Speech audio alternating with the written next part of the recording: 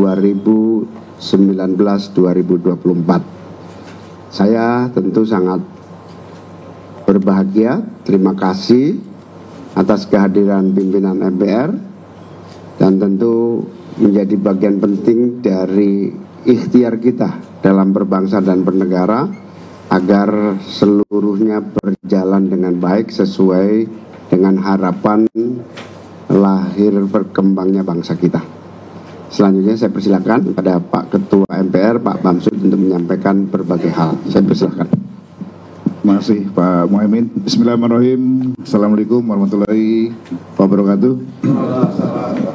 Pertama-tama tentu saja kami menyampaikan ucapan terima kasih kepada Pak Muhaimin beserta seluruh jajaran Partai Kebangkitan Bangsa yang telah meluangkan waktu di hari libur ini menerima kami dalam kunjungan resmi silaturahmi kebangsaan yang menjadi keputusan rapat pimpinan MPR dan disampaikan di rapat gabungan.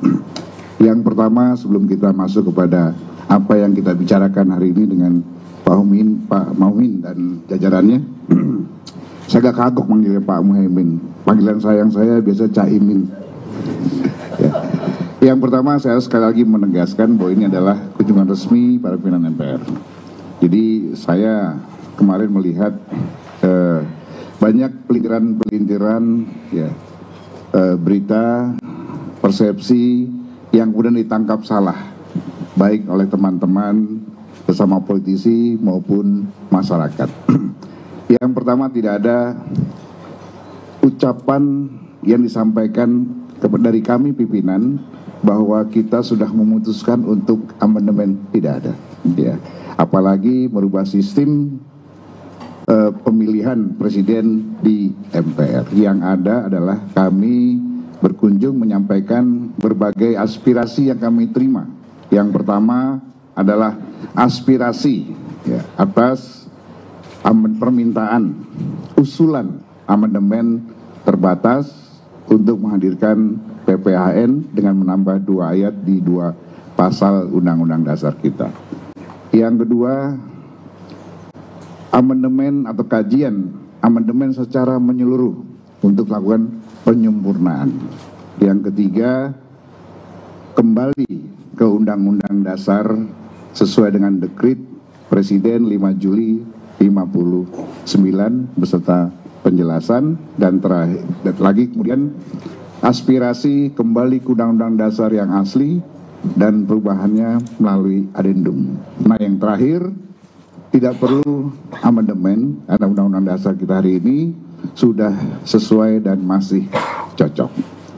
Kita juga sama-sama tahu bahwa perubahan atau amandemen itu harus melalui aturan yang sudah ditentukan oleh Undang-Undang Dasar sesuai dengan pasal 37. Diusulkan oleh sepertiga, quorumnya 2/3, dan seterusnya. Jadi yang saya sampaikan atau kami sampaikan pimpinan adalah menyerap aspirasi apa yang berkembang di masyarakat. Itu yang bisa saya sampaikan. Jangan sampai ada lagi miskomunikasi. Nggak pernah kita menyampaikan kita akan kembali memilih presiden di MPR. Belum, karena kita belum bersidang ya. Ya, tadi dengan Pak Muhaimin juga kami dapat masukan yang luar biasa. Ternyata menurut beliau untuk mengatasi berbagai undang-undang yang ada ini tidak cukup dengan merubah undang-undang, tapi melalui pokok pangkalnya itu menyempurnakan atau melakukan perubahan di konstitusinya. Itu beliau sampaikan, karena banyak lubang-lubang yang kadang dimanfaatkan untuk tujuan-tujuan tertentu oleh kelompok tertentu dan seterusnya. Beliau juga menyampaikan kepada kita menerima dengan baik usaha dan beliau akan menyiapkan berbagai masukan secara tertulis karena kami sudah bertekad bahwa kami akan membuat suatu legasi dokumen kearifan yang kita sampaikan ke MPR yang akan datang maupun kepada presiden terpilih yang akan datang. Selanjutnya Pak Muhaimin, silakan. Barangkali bisa sampaikan langsung apa yang tadi sudah kita perbincangkan dan apa yang kira-kira Pak Muhaimin atau Caimin akan sarankan sebagai masukan kepada kita untuk dokumentasikan dalam dokumen kearifan yang sedang kita susun hari ini. Silakan. Baik, setiap perkembangan dan dinamika demokrasi yang berjalan patut menjadi perhatian kita semua. Dan bagi PKB, konstitusi yang sudah ada telah memiliki peran penting dalam proses demokrasi yang berjalan. Kita telah melakukan amandemen sejak 99 sampai 2002. Hasil itu telah kita laksanakan hingga hari ini dan kita menemukan fakta-fakta. Diperlukannya berbagai penyempurnaan agar tidak terjadi penyelewengan, penyalahgunaan, dan salah arah dari spirit dan cita-cita dari Undang-Undang Dasar kita. Kekhawatiran atas kekurangan, penyelewengan, dan kesalahan arah dalam demokrasi kita bisa dilihat dari lemahnya undang-undang atau dari pangkalnya, yaitu konstitusi. Dalam konteks ini, periode MPR hari ini memiliki kesempatan mengakhiri masa jabatan periode 2019-2024 ini, memberikan rekomendasi bagi MPR di masa yang akan datang. Kami menyampaikan bahwa dalam rangka penyempurnaan itu masih banyak lubang-lubang yang memungkinkan agar konstitusi harus menyempurnakan. Oleh karena itu, mau tidak mau, MPR yang akan datang hendaknya melaksanakan penyempurnaan Undang-Undang Dasar 45 karena tuntutan perkembangan dan perubahan yang terjadi. Salah satu yang paling pokok adalah agar berbagai lubang-lubang konstitusi di tingkat undang-undang kita atasi masalahnya di tingkat konstitusi. Misalnya, pembatasan kewenangan Presiden. Tidak mungkin akan lahir undang-undang lembaga kepresidenan, karena undang-undang lembaga kepresidenan itu adalah yang membuat presiden. Sehingga dibutuhkan pengaturan pembatasan kewenangan presiden yang tidak terbatas itu dengan menyempurnakan pasal-pasal tentang presiden. Misalnya, itu contoh saja. Berbagai hal lain, misalnya konstitusi kita agar demokrasi berjalan lebih murah, tidak terjadi kompetisi yang pragmatis, menggunakan uang, menggunakan sogokan, nampaknya juga tidak bisa diatasi melalui undang-undang. Mau tidak mau harus dipertegas dalam konstitusi Undang-Undang Dasar 1945, spirit dari demokrasi sebagai hak-hak rakyat yang fundamental, yang tidak mudah dibeli dan tidak murah semurah yang menjadi fakta-fakta lapangan. Karena itu pasal penyempurnaan menyangkut kedaulatan rakyat, misalnya itu. Oleh karena itu kami mengusulkan penyempurnaan konstitusi bisa dimulai oleh periode MPR yang akan datang. Saya kira itu. Ya, terima kasih Pak Caimin. Pak Basarah menambahkan, silakan. Ini biasanya kalau Basarah kesimpulannya. Assalamualaikum warahmatullahi wabarakatuh. Salam sejahtera kita semua. Swastiastu, Namo Buddhaya, salam kebajikan. Bapak Dr. Muhaimin Iskandar, Ketua Umum PKB, dan teman-teman di PKB yang saya hormati, Pak Ketua MPR, para Wakil Ketua MPR, dan teman-teman pers yang saya muliakan. Saya barangkali hanya ingin menambahkan saja apa yang disampaikan oleh kedua beliau ini. Pertama, menurut tata tertib MPR, MPR dilarang untuk melakukan aktivitas konstitusional kelembagaan, termasuk untuk merubah Undang-Undang Dasar NRI 1945 sebelum 6 bulan masa jabatan atau masa bakti ini berakhir. Sekarang menuju 1 Oktober, kita sudah tinggal kurang 4 bulan. Jadi sudah kurang dari 6 bulan. Maka sudah pasti MPR tidak dapat merubah konstitusi dalam periode sekarang ini. Yang pertama.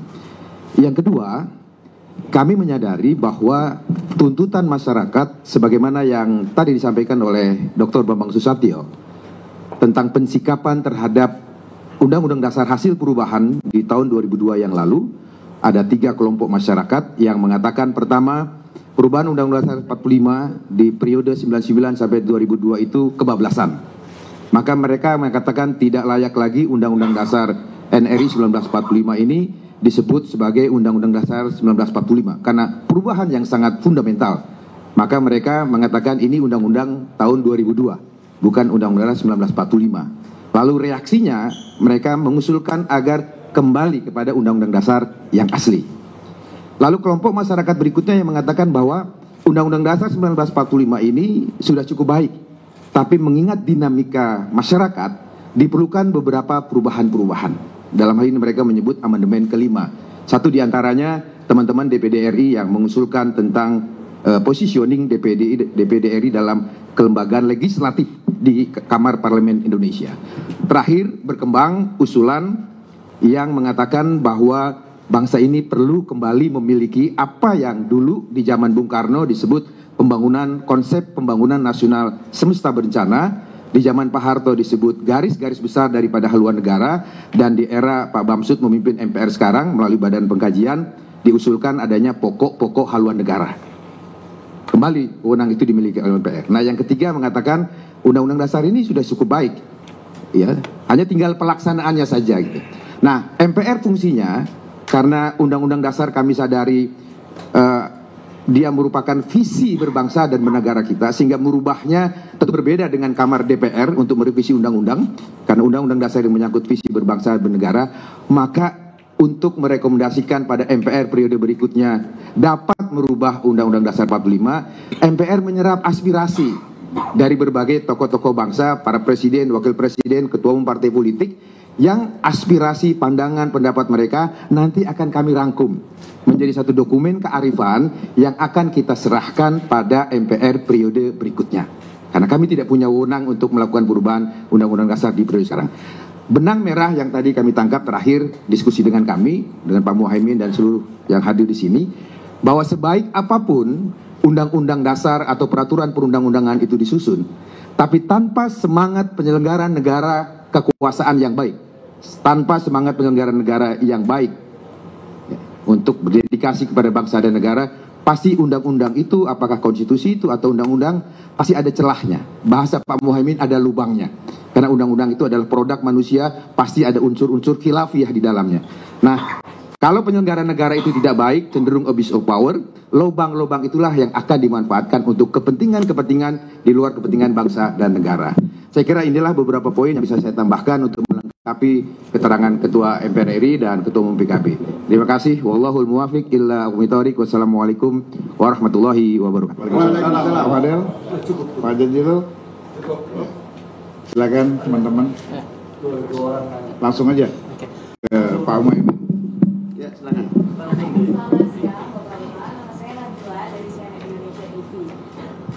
Tadi kan sudah cukup tegas ya sebenarnya pada saat ini MPR belum dapat merevisi undang-undang tersebut karena memang ada batas waktu. Oke, maaf maksud saya amandemen undang-undang tersebut karena adanya batas waktu 6 bulan, 4 bulan dan sebagainya.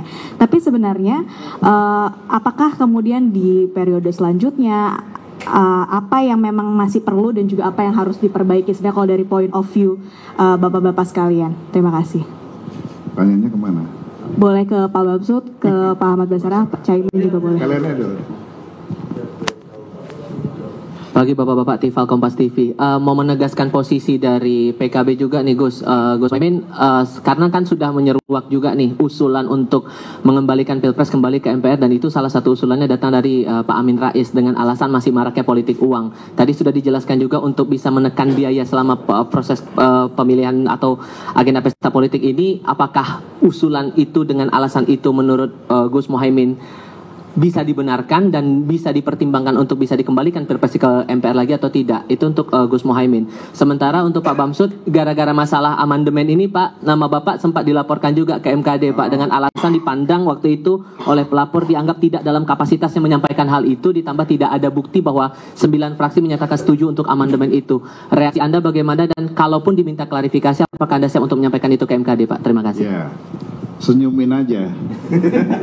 Karena barangkali adik-adik kita ini kurang membaca, ya, tidak membaca berita secara utuh, hanya ditangkapnya sepotong-sepotong. Karena dari awal saya sudah menegaskan bahwa jika seluruh pimpinan partai politik melalui fraksi-fraksi di DPR setuju, ya, plus para anggota DPD setuju dan memenuhi unsur sepertiga usulan untuk merubah Undang-Undang Dasar, maka kami di MPR siap melaksanakan. Kan itu kalimat yang jelas.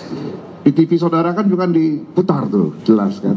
Tidak ada kalimat-kalimat yang mengarah kepada saya mengatakan pimpinan fraksi sudah setuju. Intinya apa? Intinya laporan itu mengada-ada, ya, untuk tidak mengatakan hoax, ya, gitu ya. Jadi saya kira kita senyumin saja. Yang namanya juga adik-adik mahasiswa dulu juga kita pernah seperti itu, ya. Kemudian hal-hal lain, saya kira SOP yang saya maksud adalah itu sudah disiapkan di pasal 37. Jadi sesuatu Undang-Undang Dasar harus disusun oleh sepertiga jumlah anggota MPR, DPR dan DPD, yang terdiri dari DPR dan DPD. Kemudian harus jelas apa yang dirubah, pasal apa, ayat berapa yang mau dikurangi atau ditambah, dengan argumentasi yang lengkap, kajian akademis yang jelas dan sahih. Nah, kemudian baru kita bicara quorumnya. Sebelum kami putusan, maka sidang harus quorum dipenuhi oleh 2/3. Kalau hitungan sekarang, 2 partai politik tidak hadir, maka tidak bisa dilanjutkan. Kalau hitungan sekarang ya, karena untuk memenuhi 2/3 itu 2 partai politik saja tidak hadir, tidak bisa quorum. Apalagi kalau sebagian besar DPD tidak hadir, tidak bisa quorum, dan artinya tidak bisa dilanjutkan. Artinya apa? Harus ada kesepakatan bersama seluruh stakeholder bangsa ini untuk merubah Undang-Undang Dasar. Jadi nggak semudah kembalikan telapak tangan. Jadi saya hanya menyampaikan berbagai aspirasi yang berkembang. Selanjutnya kita kembalikan kepada partai politik untuk menggerakkan pasukannya melalui fraksi-fraksi di parlemen atau DPR untuk merubah atau tidak merubah Undang-Undang Dasar tersebut. Terima kasih. Saya silakan Pak Muhaimin. Pertama dari CNN, apa saja agenda-agenda amandemen yang bisa dilakukan nanti? Saya kira ada beberapa hal, meskipun kita perlu perenungan yang mendalam lagi. Yang pertama, posisi kedaulatan rakyat, definisi kedaulatan rakyat serta proporsi mekanisme menjalankan proses kedaulatan rakyat. Amerika Serikat saja yang menggunakan pemilihan presiden secara langsung dan memiliki pengalaman demokrasi yang sangat tua, tidak selangsung seperti Indonesia. Ada yang namanya tahapan pemilihan di tingkat apa? Regional. Apa istilahnya itu? Regional itu apa istilahnya? Distrik. Di tingkat distrik. Ada pemilu selah. Ada beberapa hal yang harus kita pelajari. Oleh karena itu, terhadap usulan adanya pemilihan presiden dikembalikan kepada MPR adalah bagian dari masukan penting agar proses pelaksanaan kedaulatan rakyat itu tidak mudah dimanipulasi. Prinsipnya, rakyat harus memiliki hak untuk menentukan pilihan, mekanismenya harus terus disempurnakan. Bagaimana posisi pemilihan bisa kita belajar dari negara-negara demokrasi yang tua seperti USA. Sehingga mekanismenya juga akan tidak seliberal ini dan tidak semanipolitik ini. Itu perlu kita lakukan penyempurnaan di tingkat konstitusi maupun di tingkat undang-undang. Yang kedua menyangkut hierarki atau tata kelola pemerintahan daerah dan pusat. filosofi dari era reformasi dan demokrasi itu adalah menginginkan terjadinya otonomi daerah agar muncul kreativitas daerah dan inovasi daerah. Dan itu kita pernah mulai ketika Presiden Gus Dur menerapkan otonomi daerah. Pak Fadil tadi menyampaikan hasil survei menunjukkan hari ini hanya 10% kepala daerah yang inovatif. Berarti terdapat 90% kepala daerah yang tidak inovatif dan kreatif. Menghadapi ini, konstitusi kita harus kita sempurnakan, meletakkan otonomi daerah pada proporsi yang tepat, dan itu nampaknya tidak boleh lagi hanya didasari oleh undang-undang, tetapi di konstitusi. Itu menurut saya contoh-contoh, dan banyak hal lagi yang bisa kita atasi yang secara fundamental mengembalikan kedaulatan rakyat di keterwakilan, termasuk saya ingin mengembalikan posisi partai politik sebagai pengendali proses demokrasi yang hari ini lemah. Lemah dalam arti begitu sudah di lapangan partai tidak berdaya. Tidak berdaya. Saya kira itu. Terima kasih semuanya. Ya, dalam kesempatan ini juga saya ingin menyampaikan kepada Pak Muhaimin sebagai Ketua Umum Partai Kebangkitan Bangsa bahwa sudah saatnya kita meninjau kembali atau melakukan revisi Undang-Undang Nomor 12, khususnya di pasal 7, di mana kita harus tinjau kembali penjelasan yang mengatur isi daripada pasal. Ya. Seperti misalnya ini tentang hierarki perundang-undangan. Jadi sudah saatnya ini usul kepada PKB, baiknya ke depan kita pikirkan untuk melakukan revisi Undang-Undang Nomor 12 Pasal 7 yang membatasi norma di Pasal 7 tentang hierarki perundang-undangan, di mana di situ TAP MPR yang dimaksud adalah TAP MPR yang masih berlaku.